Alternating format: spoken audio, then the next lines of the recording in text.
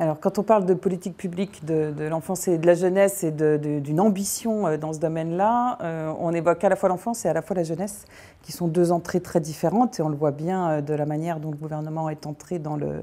sujet, puisqu'il y a un comité interministériel qui s'est mis en place concernant la jeunesse, et qui est assez actif et qui devrait permettre d'élaborer une feuille de route pour janvier. En matière de l'enfance, aujourd'hui, c'est moins évident, quelques mois après l'élection de ce nouveau gouvernement, de savoir là où on en est, malgré l'existence d'un ministère. Alors, l'intérêt supérieur de l'enfant est une notion qui est assez méconnue en France et puis qui est aussi assez difficile à définir. Alors justement, l'intérêt pour nous, pour notre institution, a été de s'y pencher depuis quelques mois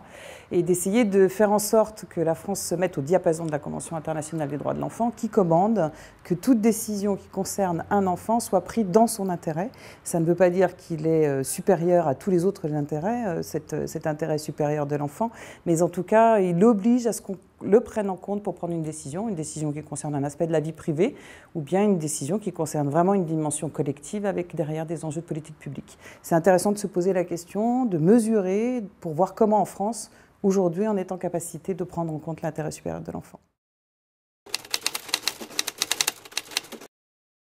Alors, se pencher sur les enfants et sur la jeunesse et sur les enjeux de politique publique, c'est une question importante. C'est une question importante pour aujourd'hui et pour demain. C'est un projet de société, une vision du monde. À l'heure où la crise s'installe en France, les perspectives sont un peu bouchées et on a tendance à avoir du mal à mettre en avant les enfants et la jeunesse. Alors, venir ensemble réfléchir pour inventer ensemble des perspectives de réponse qui remettent au goût du jour l'intérêt de l'enfant et les enjeux pour la jeunesse, ça a tout son intérêt.